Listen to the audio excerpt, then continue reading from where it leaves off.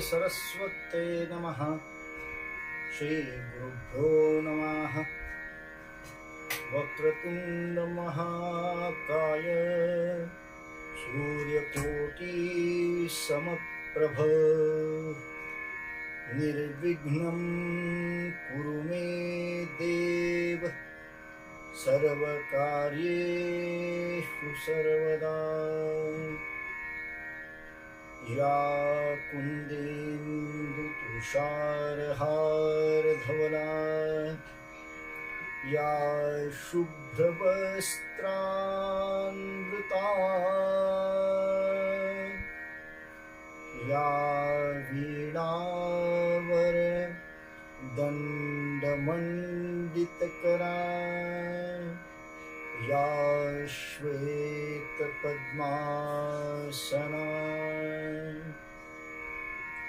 या ब्रह्माच्युत शंकर प्रभृतिभिः देवैः सदा वन्दिता। सा मां पातु सरस्वती भगवती निःशेषजाड्यापः। लोकाभिरामं रणरङ्गधीरं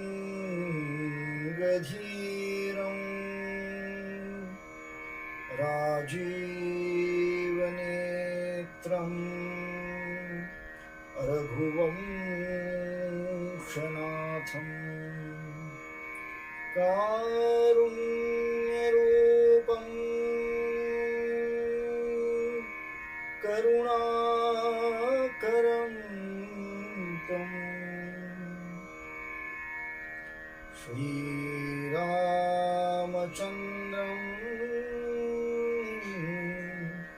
शरणं प्रपद्ये। मनोजवं मारुततुल्यवेगं जितेन्द्रियं बुद्धिमतां वरिष्ठं वातात्मजं वानरयूथमुख्यं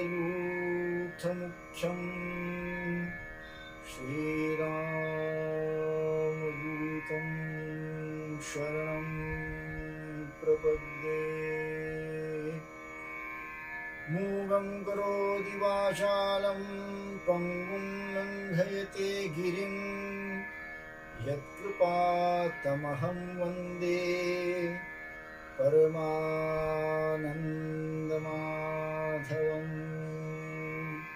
परमानन्दमाधवम् परमानन्दमाधवम्। धर्मकारणे सदा सहिष्णु रणाङ्गणीया सदा जयिष्णु। विश्वकार्यसाधने वहति या अखण्डभागीरथी।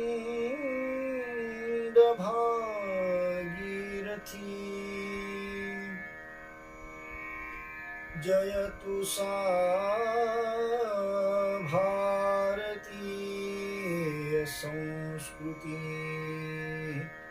भारत माता की जय। पुंडलीक वरदा हरि विठ्ठल सद्गुरु श्री ज्ञानदेव तुकाराम महाराज की जय। जय जय रघुवीर समर्थ समर्थ श्री गजानन महाराज की जय। अवधूत चिंतन श्री गुरुदेव दत्त। जय जय रघुवीर समर्थ।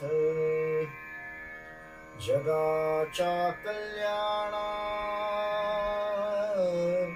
सतत झटती जय त्रिभुवनी नमोजा षष्टांगे दैवतसे नारद मुनी आम्हाला शक्ती द्या बुद्धी प्रभूचे गान करण्या कृपा दृष्टी ठेवा कीर्तनिया भरण्या देवर्षी नारद महाराज की जय। श्रोते हो, आपण ग्रंथराज ज्ञानेश्वरी या ज्ञानेश्वरीवरचं निरूपण असा संकल्प केला असून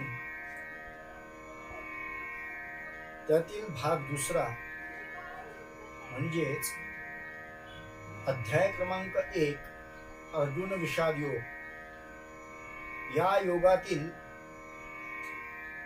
ओवी क्रमांक 1 ते 10 हा आपण पहिल्यांदा निवडलेले आहेत, भाग 1 आणि 2 याच्यासाठी। त्यातील भाग 1 आपण आधी ऐकला। आता भाग दुसरा आज आपण श्रवण करणार आहोत।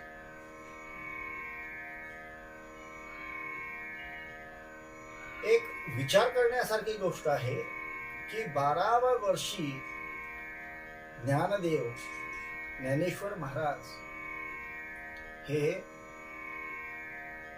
भगवंताने अर्जुनाला सांगितलेली जी गीता आहे, जे तत्वज्ञान सांगितलं, ते तत्वज्ञान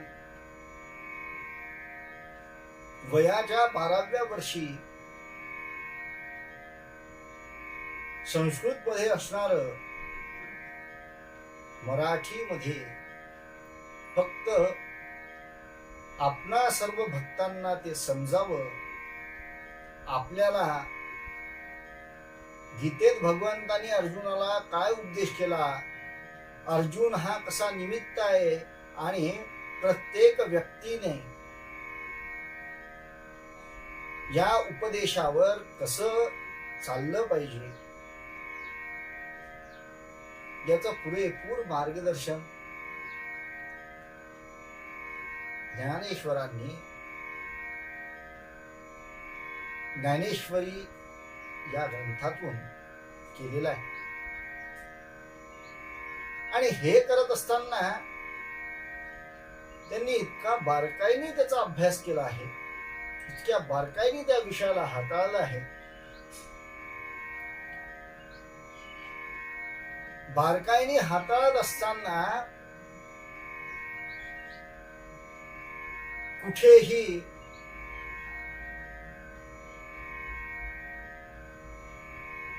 शब्दांची तीव्रता दिसत नाही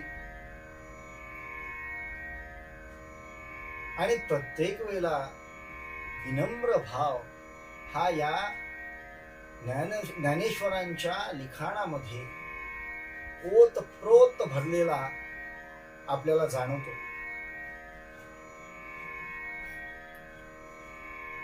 आपण सर्व श्रुत आहात की सुरुवातीच्या ज्या 80 ओळी आहेत, त्या 80 ओळी नेमकी ज्ञानेश्वरी म्हणजे काय, आपले पुराण म्हणजे काय, आपली इतर ग्रंथसंपदा, आपल्या समाजामध्ये आपल्या जगण्याची पद्धत, या सगळ्यांच्या गोष्टीवर ज्ञानदेवांनी प्रकाश टाकलेला आहे। आणि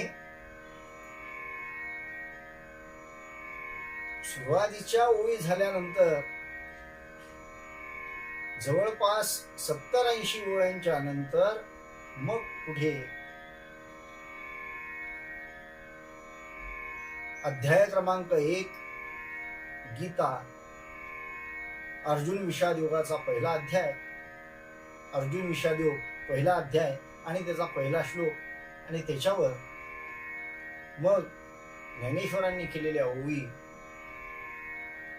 ज्या ओवी तिथून सुरुवात होतात. आपण मागच्या भागामध्ये मंगलाचरण आणि मंगलाचरणाचे प्रकार, कशा पद्धतीने मंगलाचरण केलं आहे या बाबतीत माहिती पाहिली. आता आपला सर्वांना माहित आहे की गणेश ही विद्येचे आराध्य दैवत आहे.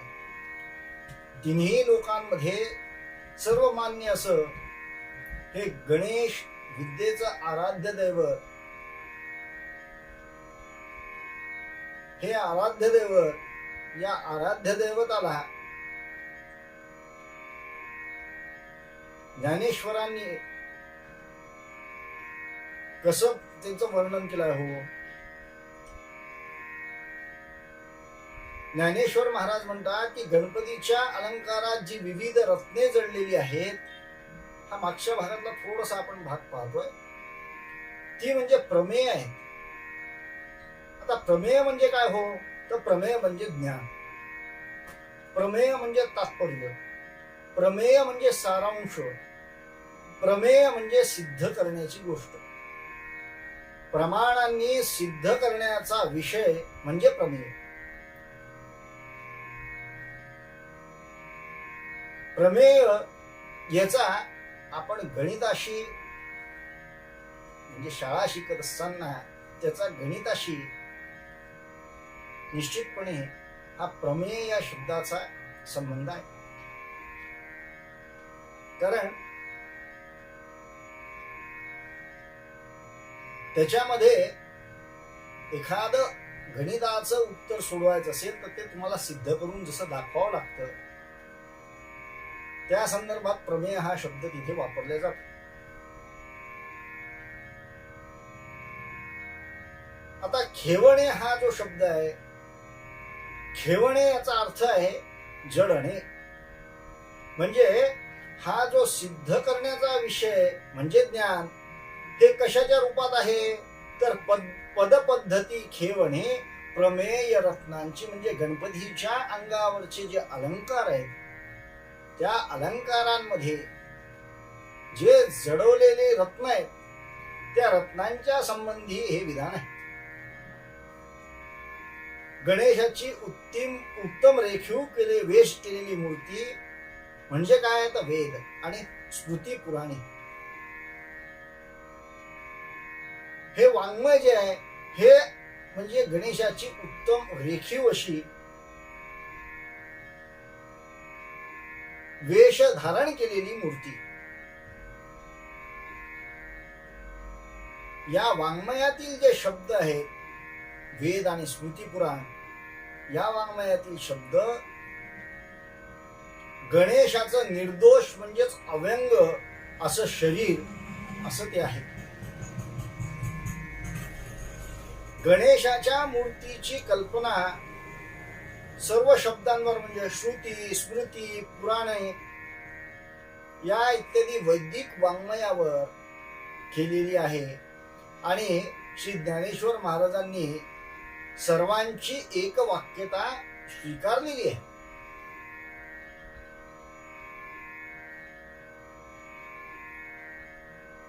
ज्ञानेश्वर महाराज म्हणतात की या वाङ्मयातील शब्द रचना ही निर्दोष आहे.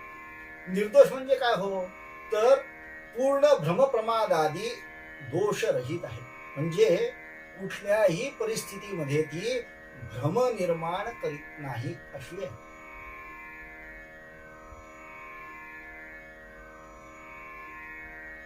त्यापासून कोणतंही विपरीत ज्ञान होणार नाही.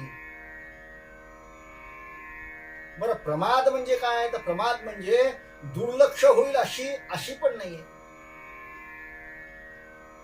अनवधानता येईल अशी पण नाहीये, की याच्यामुळे उन्मत्तपणा येईल, कैफ येईल किंवा अंमल येईल, मद निर्माण होईल असे सुद्धा नाही.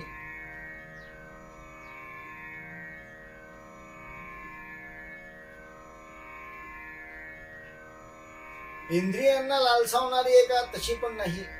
विप्रलिप्सा म्हणजे खोटं बोलून फसवण्याची बुद्धी निर्माण करणारी आहे का, किंवा तसा भ्रम निर्माण करणारी आहे का? तर तशी पण नाही.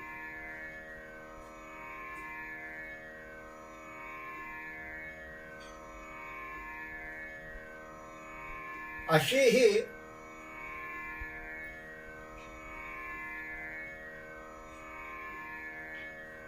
कुठल्याही प्रकारचा दोष नसणारी अशी ही वाङ्मयाची भाषा किंवा वाङ्मय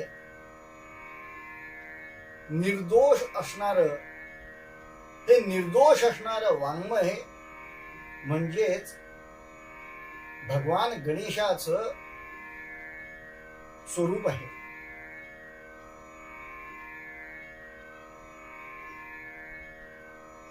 काव्याविषयी जर आपण विचार केला, नाटकाविषयी जर विचार केला, तर ती काव्य नाटके म्हणजे गणपतीच्या पायातील क्षुद्र घागऱ्या आहेत, ज्या रुंझून रुंझून आवाज करतात.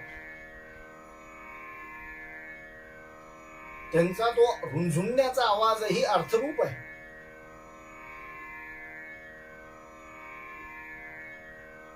म्हणजे घागऱ्यांच्या ध्वनीप्रमाणे काव्य व नाटके ही वेदार्थाला गोड ध्वन्यार्थाने प्रकट करतात. म्हणून या ठिकाणी वेदार्थ नुकुल, वेदार्थाचा ध्वनी काढणारी काव्य नाटके या ठिकाणी आपण स्वीकारली पाहिजे, असं उघडपणे सांगितलेलं आहे.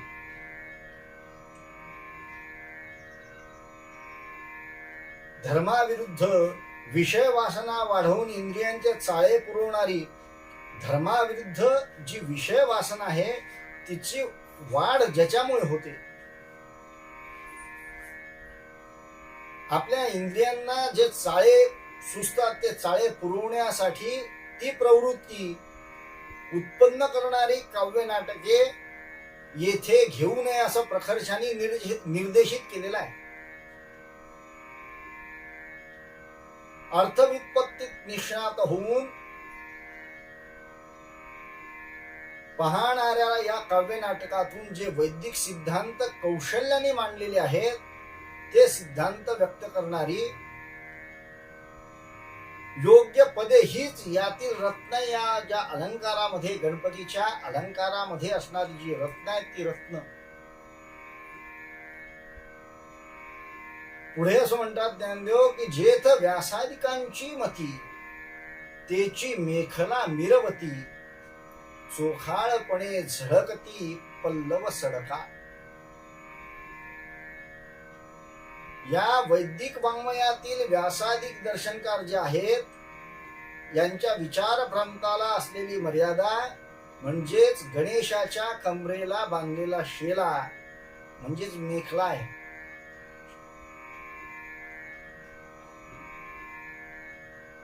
म्हणजे यावरून जेथे जेथे कुठे तर हरिकीर्तनाचे उत्तर रंगात कीर्तनकार कमरेभोवती जो शेला गुंडाळतात याचा आपल्याला मतीत अर्थ कळला असेलच की तो शेला गुंडाळणे, ती मेखला म्हणजे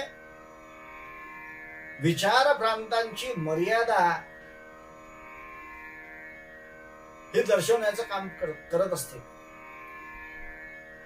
चोखाळपणे मिरविती पल्लव सडका. आता पल्लव सडक या शब्दाचा जो इथे प्रयोग झाला आहे त्याचा अर्थ असा आहे की पल्लव सडक म्हणजे पदर, शेव, उत्तरीय म्हणजे उपरणे, ओढणी म्हणा किंवा अजून काही.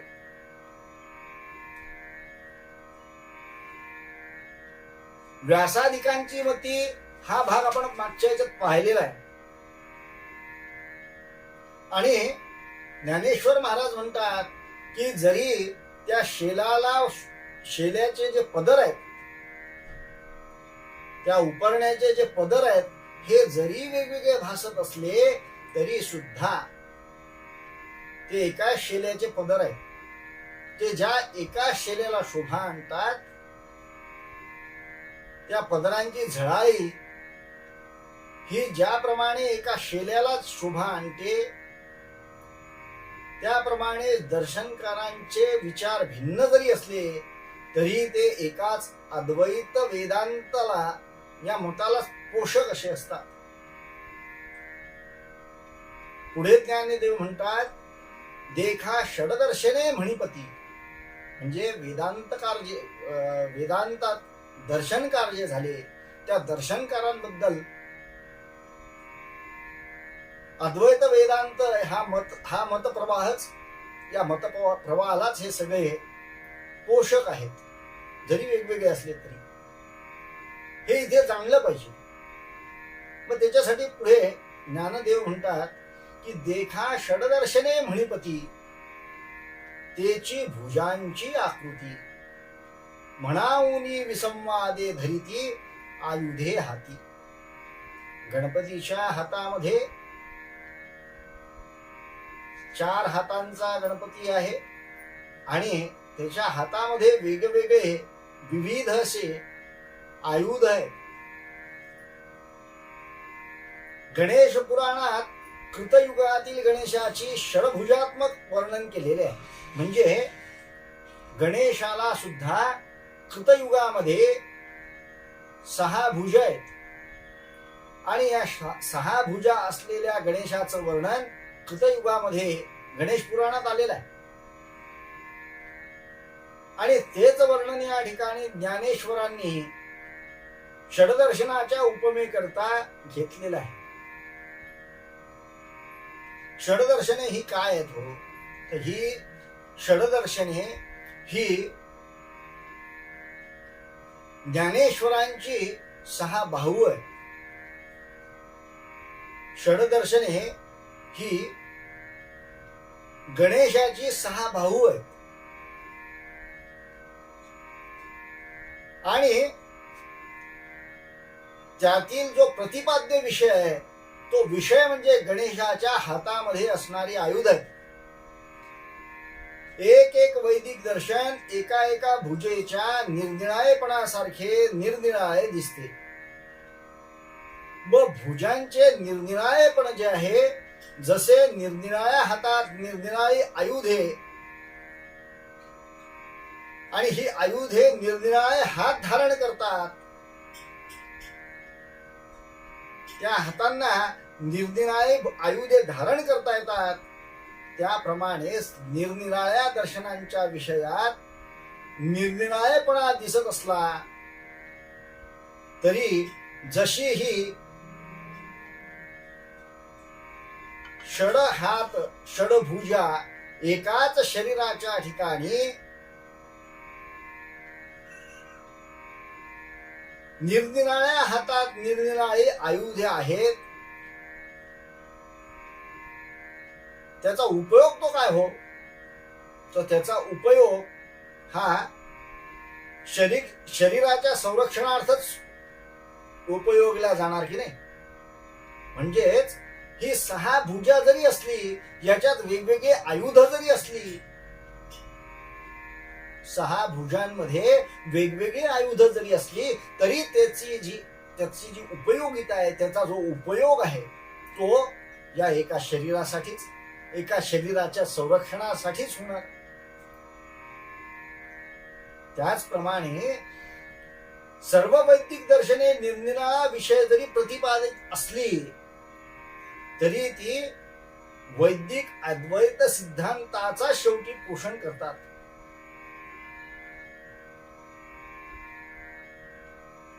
अर्थात ती सगळी षडदर्शने म्हणजे ती सगळी वेगवेगळी दर्शने, ही दर्शने वैदिक अद्वैत सिद्धांताचाच अर्थ सिद्ध करत असतात. मग आता ती कोणकोणती षडदर्शने आहेत हो? त्या षडदर्शनांबद्दल आपण थोडा विचार करणार आहोत. हरिपाठामध्ये ज्ञानेश्वर महाराज म्हणतात, चहुवेदी जाण शतशास्त्री कारण 18 पुराणे हरिसी गाती. काय म्हणाले तो ज्ञानेश्वर महाराज? याच्यामध्ये त्यांनी एक सरळ सरळ अर्थ सांगितलाय की चहुवेद आहेत, म्हणजे 4 वेद आहेत. षटशास्त्री कारण, 6 शास्त्र आहेत, 6 दर्शन आहेत म्हणजे शास्त्र आहेत, 18 पुराण आहेत. आणि हे 18 पुराण, 4 वेद, 6 शास्त्र किंवा 6 दर्शन हे काय सांगतात, हे काय गातात, सगळ्यांमध्ये साम्य ते काय, तर सगळ्यांमध्ये साम्य एकच. प्रतिपादिलेला विषय जरी वेगळा असला तरी त्याच्यातून निघणारं सार एकच आहे. ते म्हणतात आहे की 18 पुराणे म्हणजे चहुवेद, 6 शास्त्र आणि 18 पुराणे एकच काम करतात, ते म्हणजे हरीसी गाती. फक्त हरीचाच आळो करतात, हरीची स्तुती करतात.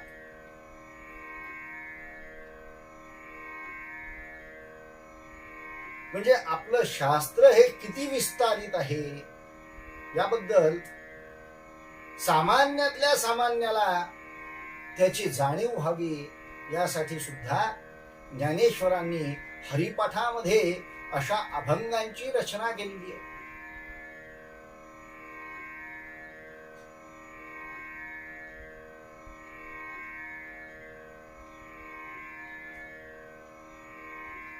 आणि 6 शास्त्र जे आहेत किंवा दर्शन जे आहेत,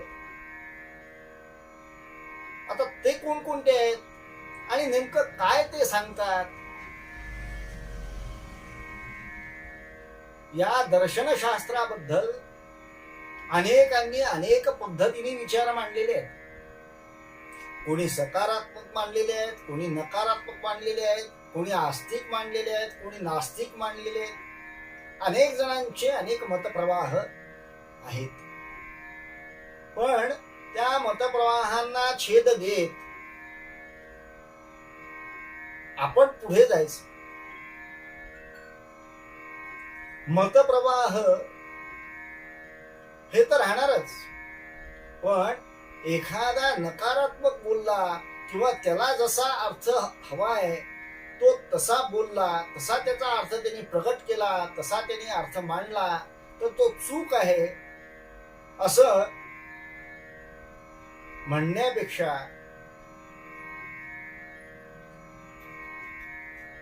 तो त्या प्रांतातला पहिल्या वर्गातला विद्यार्थी आहे असं आपण समजलं पाहिजे. कारण जसं जसं त्याला ज्ञान होत जाईल तसं तसं त्याच्या मतांमध्ये परिवर्तन होणारच. आणि मग खरा अर्थ जो आहे, जो ज्ञानदेवांना अपेक्षित आहे, जो ज्ञानदेवांना सामान्यातल्या सामान्यांपर्यंत पोहोचवायचा आहे, तो अर्थ ज्ञान संपन्न झालेले असे सगळे अधिकारी आचार्य तो समाजापर्यंत पोहोचवण्याचं कार्य हे निश्चितपणे करतील. प्रथमतः अशा सगळ्यांची आवश्यकता आहे की जे त्यांच्या त्यांच्या परीने प्रवचन करतील आणि हा विषय याच्यापासून जे लोक दूर गेले आहेत या सगळ्या समाजातल्या लोकांना एका ठिकाणी श्रवण भक्ती करण्यासाठी म्हणून तयार करतील. यासाठी हे सगळे आवश्यक आहे. असो, पहिलं दर्शन आहे सांख्य दर्शन. आपण 6 दर्शन पाहतोय.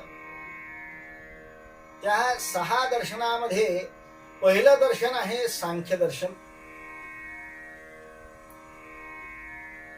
या दर्शनाच्या बाबतीत प्रामुख्याने एक विचार समोर येतो, तो म्हणजे असा की विश्वनिर्मिती आणि विश्व विकासाचा निव्वळ भौतिक दृष्टिकोनातून विचार फक्त या सांख्य शास्त्राने केलेला आहे. पण त्याच्यात विचार करत असताना ते शास्त्र असं म्हणतं की विश्वनिर्मिती आणि विश्वाचा विकास करण्यासाठी तो भौतिक दृष्टिकोनातून जर विचार केला तर त्याच्यासाठी पुन्हा ईश्वराच्या अस्तित्वाची मुळात आवश्यकताच नाही. मग आता हे शास्त्र, हे दर्शनशास्त्र असा विचार मांडतं. म्हणून याला काही जण नास्तिक दर्शन असे सुद्धा म्हणतात. आता आपणी बरोबर जर हा विचार केला तर ठीक आहे, हे जर ईश्वराला मानत नाही असं जर असतं, हे काय म्हणताय शास्त्र की जर का विश्वाची निर्मिती करायची असेल आणि विश्व निर्मितीचा आणि विश्व विकासाचा जर भौतिक दृष्टिकोनातून विचार करायचा असेल तर त्याच्यासाठी पुन्हा ईश्वराच्या अस्तित्वाची आवश्यकता नाही. म्हणजे हे दर्शनशास्त्र हे हा विचार कुठेच मांडत नाही आहे की याचा अर्थ ईश्वराचं अस्तित्व नाही. ते म्हणतात ईश्वराची आवश्यकता नाही म्हणजे काय हो, म्हणजे ईश्वर आहे असं या शास्त्राचं स्पष्टपणे म्हणणं आहे. कारण का बरं, तर या शास्त्राने ईश्वराच्या अस्तित्वाला नाकारलेलं नाही.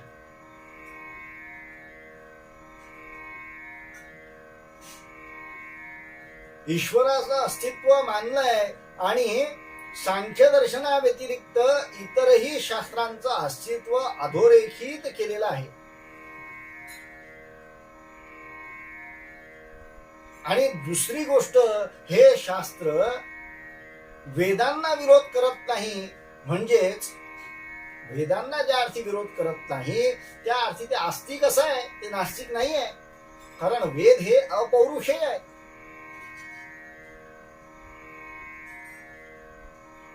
मूळ निरीश्वरवादी असणारं हे सांख्यशास्त्र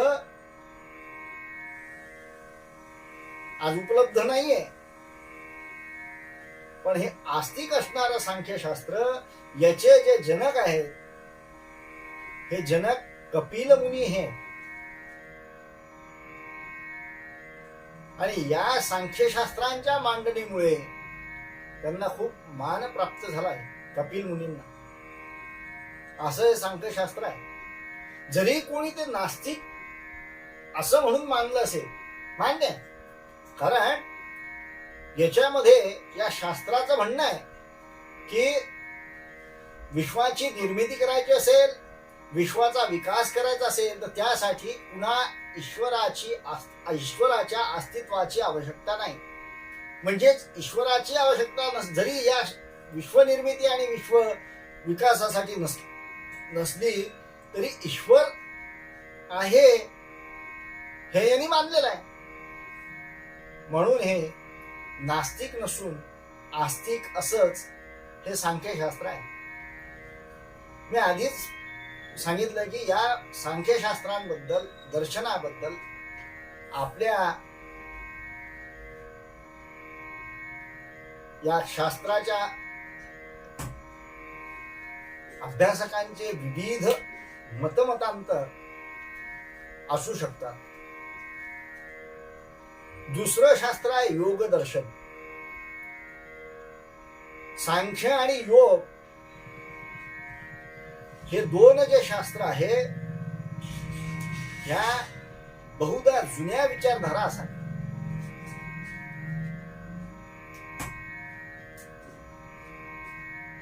असं म्हणतात की कदाचित या वेदपूर्व सिंधू संस्कृतीतून या ज्या विचारधारा आहेत त्या आल्या आहेत. कारण योगशास्त्र असं मानतं की मन स्थिर करून, मन स्थिर ठेवून ध्यान धारणा केली तर मनोशारीरिक उपलब्धी प्राप्त होते, ज्यालाच आपण सिद्धी असं म्हणू शकतो. योगाचे दर्शन स्वरूप आणि सूत्रमय रचना इसवी सन पूर्व 2ऱ्या शतकात होऊन गेलेले जे पतंजली नावाचे मुनी आहेत यांनी केलेली आहे. त्यांनी सुद्धा योगाच्या व्याख्येत ईश्वर नाही असं सांगितलंय. योगश्चित वृत्त निरोधा, म्हणजे योग हे चित्तवृत्तीचे नियमन होय असं त्यांनी प्रतिपादित केलेलं आहे. ते म्हणतात, कोण? पतंजली, आचार्य पतंजली असं म्हणतात की मनाचं स्थिरत्व प्राप्त व्हावं मन केंद्रित करण्यासाठी एक पर्याय, आणि तो म्हणजे ईश्वर, असं त्यांनी सांगितलेलं आहे. म्हणजे या शास्त्राने सुद्धा ईश्वराचं अस्तित्व हे मानलेलं आहे. आणि याच शास्त्राला योगाने गीतेत भगवंतानी ध्यान योग या नावाने मोक्ष प्राप्तीचा मार्ग म्हणून गौरवलेला आहे. तिसरं दर्शन आहे वैशेषिक. आता वैशेषिक दर्शन हे काय सांगतो? हे म्हणतं की जगाची निर्मिती ही परमाणूंपासून होते आणि त्यासाठी पुन्हा ईश्वराची आवश्यकता नाही. म्हणजे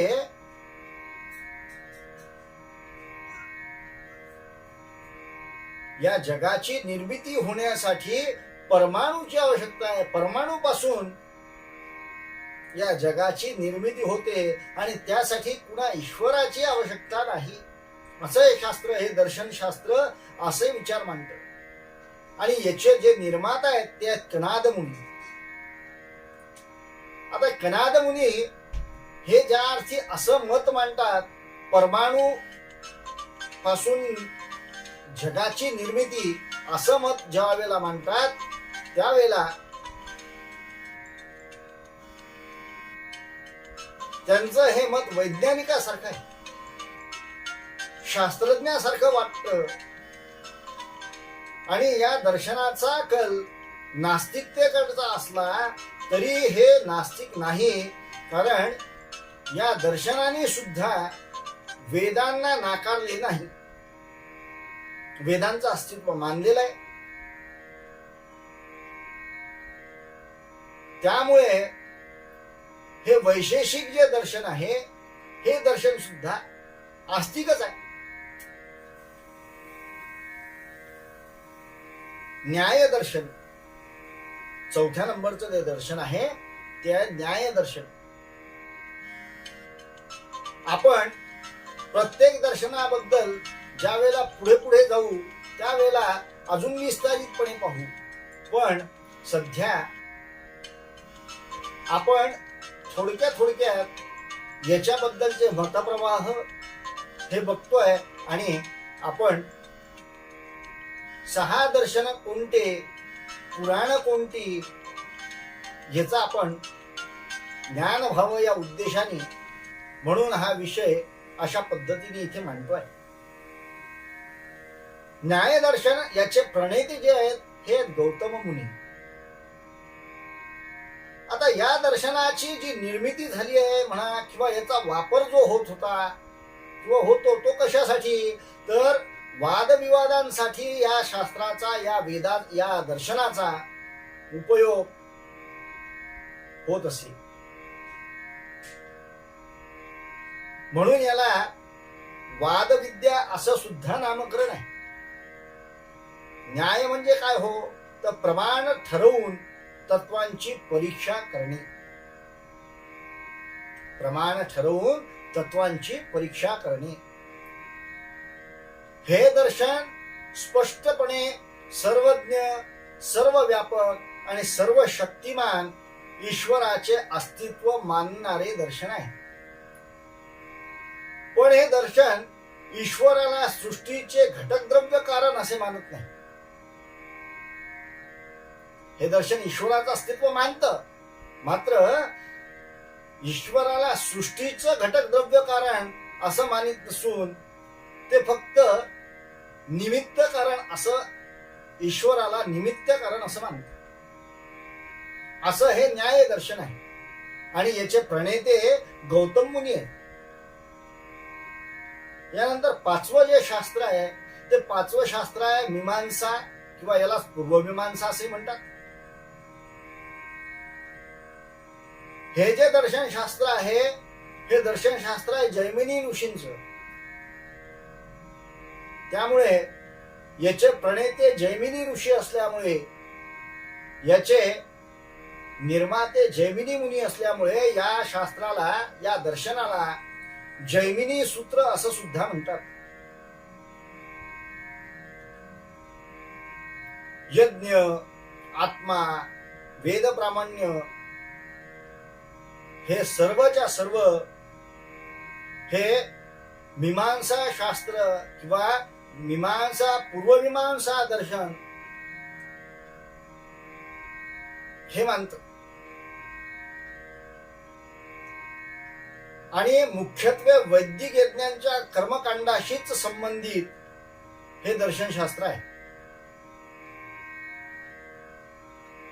पण याच्या मते यज्ञाच्या कर्मफळाचा दाता कोणी ईश्वर नाही तर स्वतः यज्ञ आहे. मग आता ईश्वर नाही असं म्हटल्याबरोबर आपल्या डोळ्यासमोर एकच विचार येतो, आपल्या बुद्धीला एकच पटतं, ईश्वर नाही असं म्हटलं की ते नास्तिकतेकडे घेऊन जाणार आहे.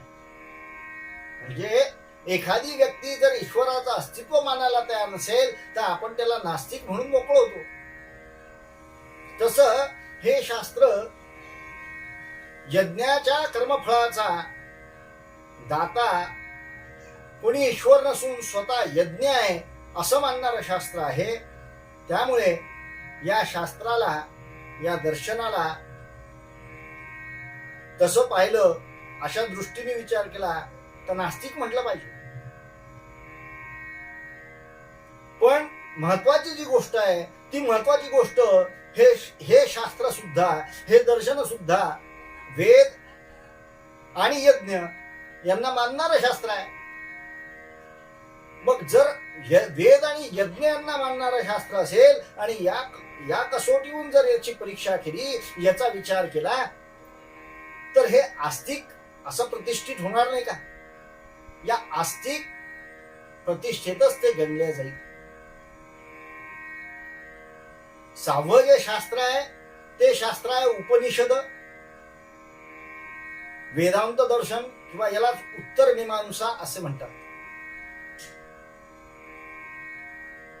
हे या 6 दर्शनामध्ये सर्वात प्रसिद्ध असं, प्रमुख आणि जवळजवळ सर्वमान्य असं हे दर्शनशास्त्र आहे. हे शास्त्र काय म्हणतं, हे दर्शन काय म्हणतं, तर या दर्शनाच्या मतानुसार ईश्वर आणि सृष्टी या दोन वेगवेगळ्या गोष्टी मुळात नाहीच. त्या दोघांमध्ये द्वैत नाही, त्या दोघांमध्ये द्वैत नसून अद्वैत आहे. म्हणजेच काय हो, तर संपूर्ण सृष्टी आणि त्यातील सर्व सजीव हे ईश्वरमय आहेत.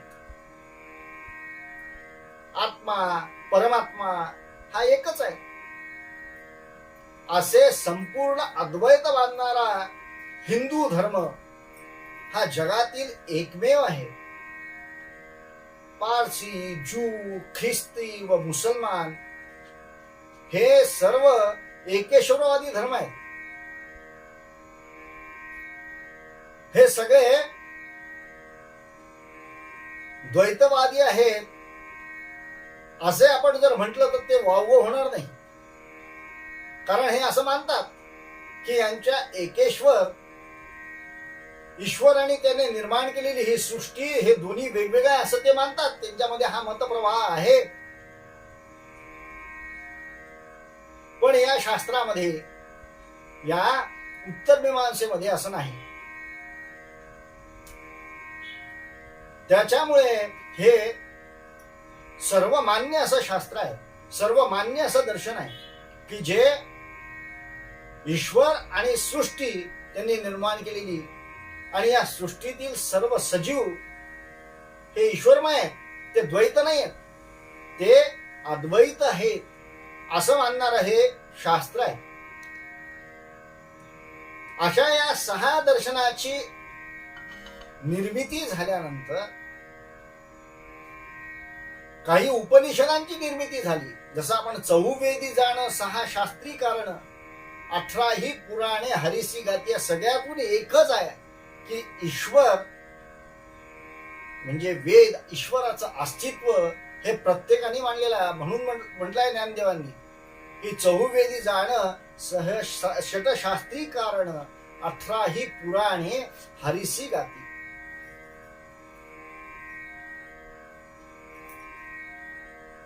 उपनिषदांची निर्मिती याच्या नंतर झाली काही शतकांनी.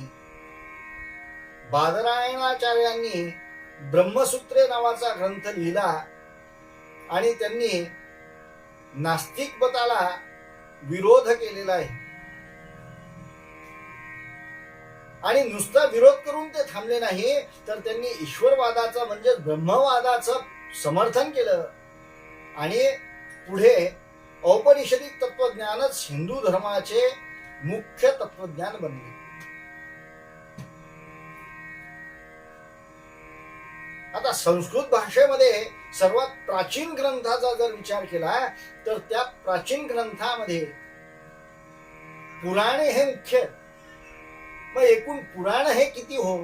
तर एकूण पुराणांची संख्या आहे 18. आणि असा एक मत आहे, एक प्रवाह असा आहे की ही 18च्या 18 जी पुराण आहेत ही पुराण महर्षी व्यासांनी लिहिलेली आहे. तर या पुराणांमध्ये नेमकं काय आहे? तर या पुराणांमध्ये भक्ती तत्वाबरोबरच ज्ञान, कर्मकांड, योग विषय आणि भौतिक विषय याचं सगळं स्पष्टीकरण आलेलं आहे. पुराण लिहिण्याचा जो काळ आहे तो वेदांच्या नंतरचा असा मानला जातो. नारद पुराणामध्ये पुराणांचे महत्व जे सांगितलं आहे ते पुराणांचं महत्व पुराणवम भवती इति पुराणम, म्हणजे जे प्राचीन असूनही नित्य नूतन भासत ते पुराण, अशी याची व्याख्या केलेली आहे. पुराणांमध्ये वेद प्रतिष्ठित आहेत, म्हणजेच वेदोक्त बाबींच्या आधारावरच पुराणांची रचना होते. त्यामुळे सगळीच्या सगळी पुराण ही वेदमूलक असतात अशी धारणा आहे. तर पुराण म्हणजे नेमकं काय हो? तर आपण जर साध्याने विचार केला तर पुराण म्हणजे एक प्रकारे इतिहासच आहे. यात फक्त देव, सिद्ध पुरुष म्हणजे देव आणि सिद्ध पुरुष यांच्या कथा, त्याचबरोबर राजधर्म, न्याय व्यवस्था, धर्मशास्त्र आणि देवतांच्या स्तुतीपर कथा, आयुर्वेद, रत्नशास्त्र अशा विविध शास्त्रांचं वर्णन, तीर्थक्षेत्रांचं वर्णन इत्यादी विषयांचं वैपुल्य आढळतं.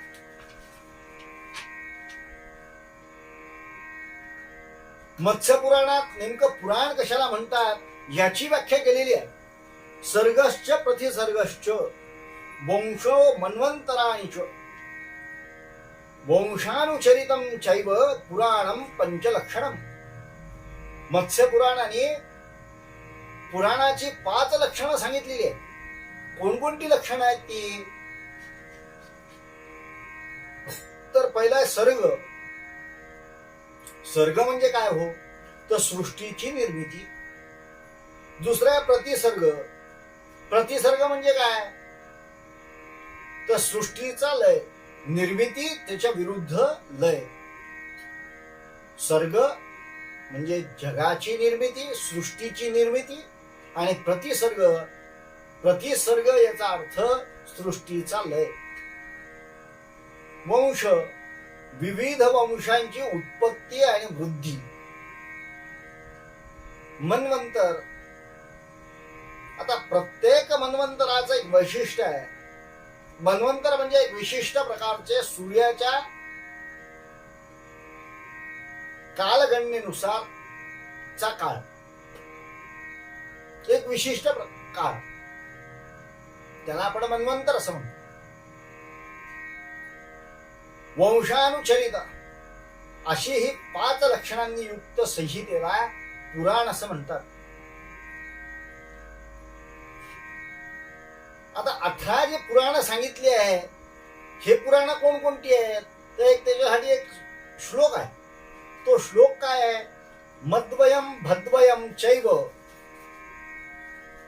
ब्रत्रयम वचतुष्टयम अनापलिंग कुस्कानी पुराणानी पृथक पृथक. अष्टादश पुराणाम स्मरणं कर्तुम एकं सामान्यं श्लोकमस्ति येन एतेषां पुराणानां नामानि सरलतया स्मर्तुं शक्यते. म द्वयम भ द्वयम, द्वयम याचा अर्थ दोन. चैव ब्र त्रयम व चतुष्टम. अ ना प लिंग ग क स्कानी पुराणानी प्रचक्षते. याच्यामध्ये गंमत अशी आहे की जे शास्त्र म्हणजे जे पुराण, या पुराणांची नावं आहेत, त्या नावांचं अध्यक्षर जे आहे मत्स्य पुराण. या मत्स्य पुराणामध्ये पुराण कशाला म्हणतात याची व्याख्या केलेली आहे. सर्गश्च प्रतिसर्गश्च वंशो मन्वंतराणि च वंशानुचरितं चैव पुराणं पंचलक्षणम. 5 लक्षणं सांगितलेली आहेत मत्स्य पुराणाने. कोणकोणती लक्षणं आहे? सर्ग म्हणजे सृष्टीची निर्मिती, प्रतिसर्ग म्हणजे सृष्टीचा लय, त्याच्यानंतर वंश म्हणजे विविध वंशांची उत्पत्ती आणि वृद्धी, वृद्धी म्हणजे वाढ. मन्वंतर, प्रत्येक मन्वंतराचे वैशिष्ट्य. तर मन्वंतर याचा अर्थ विशिष्ट काळ. वंशानुचरित हे 5 लक्षण. मद्वयम भद्वयम चैव ब्रत्रयम वचतुष्टयम अनापलिंग कुस्कानी पुराणानी पृथक पृथक. आता हा श्लोक काय सांगतो? या श्लोकानुसार पुराणांची संख्या 18 अशी सांगितलेली आहे. अष्टादश पुराणानां स्मरणं कर्तुम एकं सामान्य श्लोकमस्ति येन एतेषां पुराणानां नामानि सरलतया स्मर्तुं शक्यते. स्मरणात ठेवण्यासाठी किंवा लक्षात ठेवण्यासाठी म्हणून या 18 पुराणांची नावं म्हणून या श्लोकाची निर्मिती झालेली आहे. मद्वयम म्हणजे म इथपासून सुरुवात होणारी 2. भद्वयम म्हणजे भ पासून सुरुवात होणारी 2. चैव ब्र त्रयम व चतुष्टयम.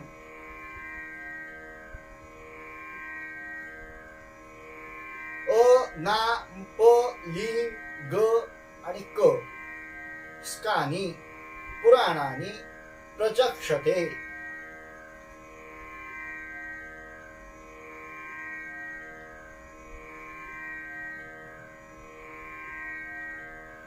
म्हणजे पहा, म पासून 2, भ या अक्षरापासून 2, ब्र या अक्षरापासून 3, व या अक्षरापासून 4, मग अ ना प लिंग ग क आणि स्कान